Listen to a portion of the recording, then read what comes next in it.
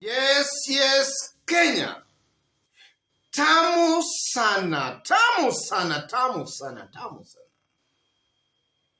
About some few hours ago, Senator Ole Kina posted something that as of right now, as of today, when I'm still talking right now, it's still drawing a lot of political heat and discussion. So in this video right now, I want us to have a look at the senator's post, after which, as usual, we are going to dissect that and put it squarely where it belongs politically.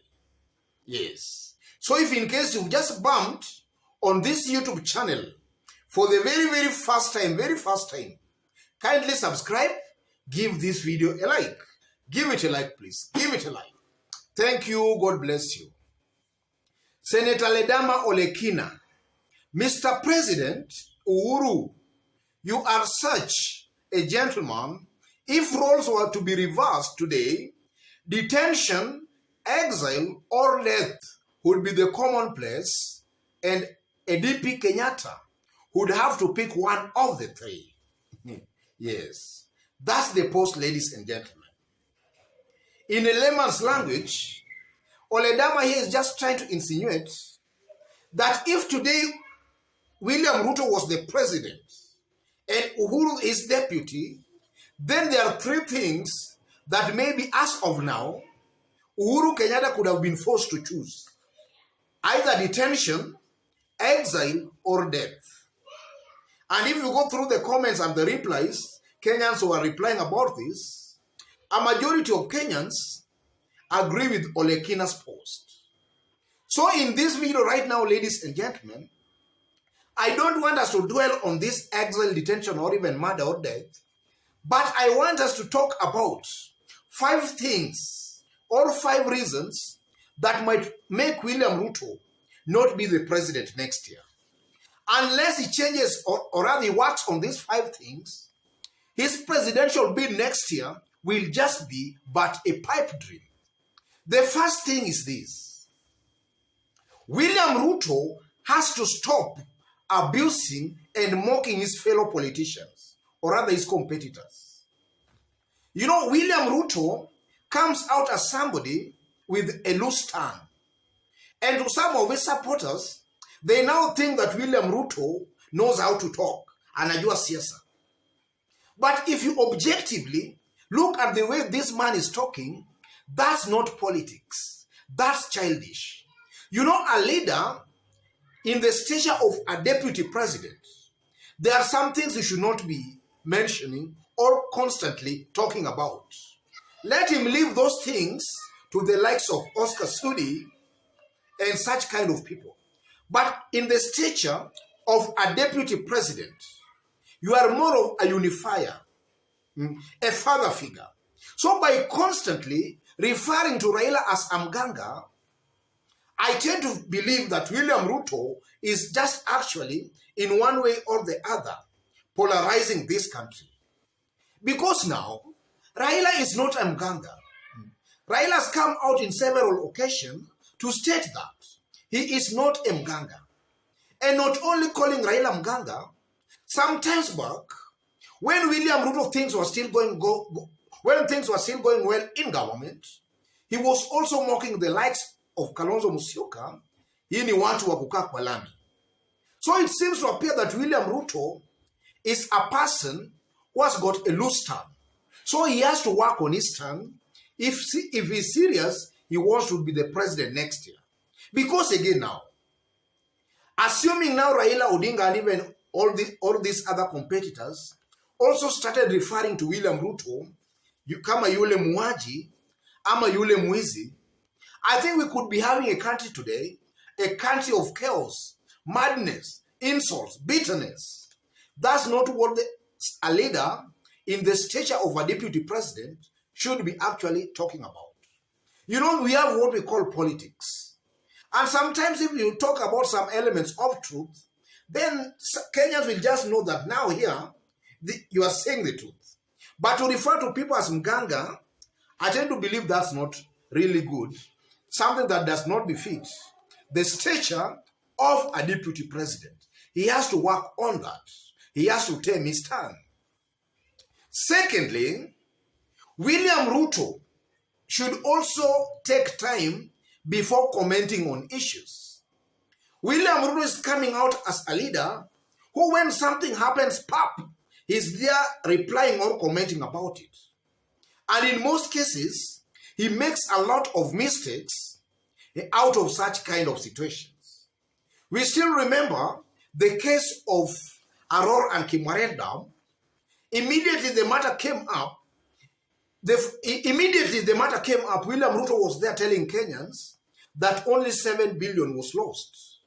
It later turned out to be more than 20 billion. And in several such occasions, and also recently, sometimes Uhuru hosted some Kamba leaders at State House, and then it was alleged that Uhuru said that he wanted to support one NASA leader there. Even without confirming whether it was true or not, William Ruto took to his social media accounts to start lamenting about that. So William Ruto should learn to be a little bit silent sometimes. He should take time before commenting on things. He should not be talking too much. You know, silence is also some sign of strength. So the moment he keeps on talking, immediately something comes up, he's there talking about it, is most likely to make some serious and major mistakes that will cost him 2022 or at the presidency next year. So he has to also take time, study things, even before coming out to comment on that. That's actually a weakness that maybe if his advisors are not telling him, then it also shows that maybe they are not doing a good job, or maybe William Ruto is not listening to his advisors. The third thing, he should stop using a lot of propaganda. As somebody who is keenly following political events in this country, I know politics naturally is not a church business. Propaganda has to be a little bit. But if you put propaganda as now the backbone of your politics, then it just exposes you as somebody not fit to lead a country. If you look at William Ruto's politics, almost on a daily basis, 90%, if you start dissecting what William Ruto is saying, almost 90% of what he's saying are always propaganda or lies. That's a given fact, ladies and gentlemen. So in the stature of somebody who wants to be the president of a country, as much as some propaganda also spices up politics, it should not be the backbone of William Ruto's brand of politics. For example, right now, this thing is saying that the hustlers, the bottom-ups, these are things William Ruto knows even at the back of his mind that he doesn't mean them. He's just trying to appease the masses. He knows at the back of his mind that he's not serious about this hustler thing, this bottom-up thing, but he's still pushing it. He's still pushing it. Things that he knows that he has even no way to implement.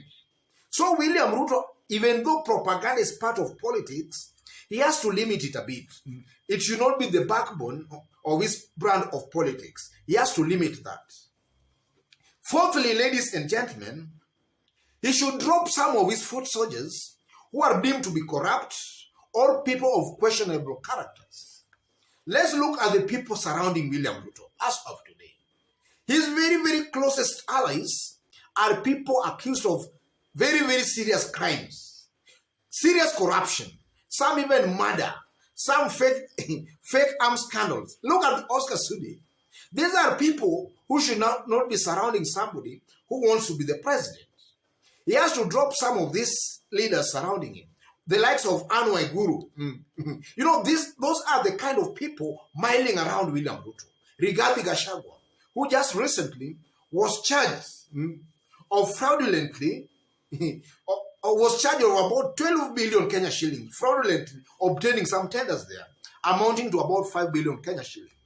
And likely, those are the kind of people surrounding William Ruto.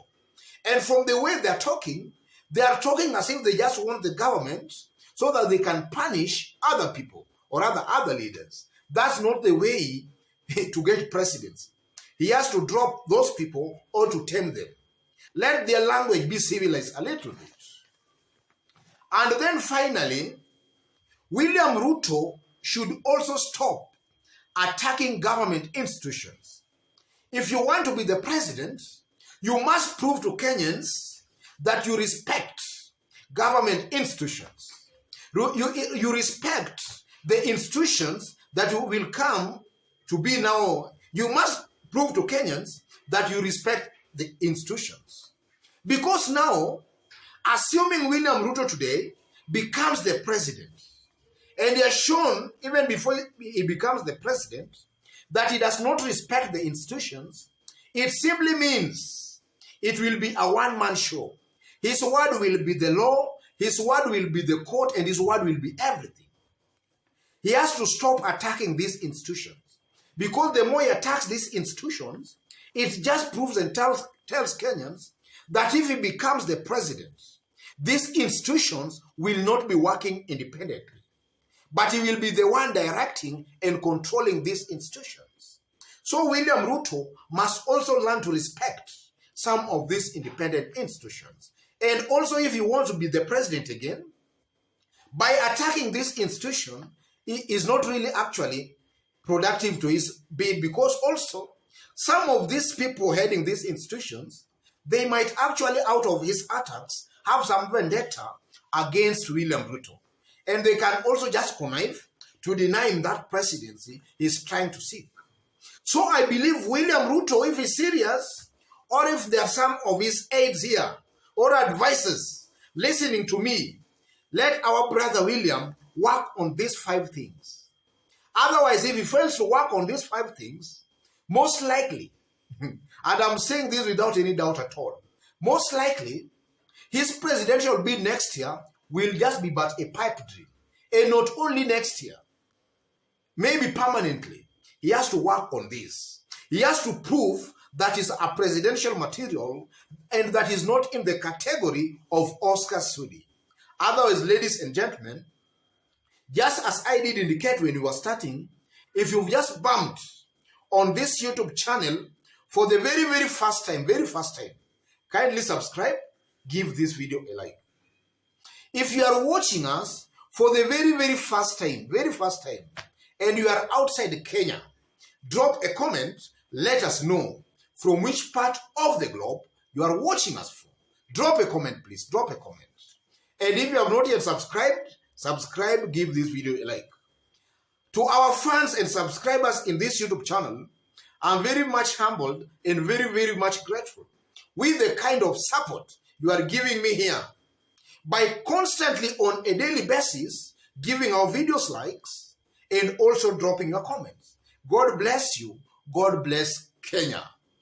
Tamu sana, tamu sana, tamu sana.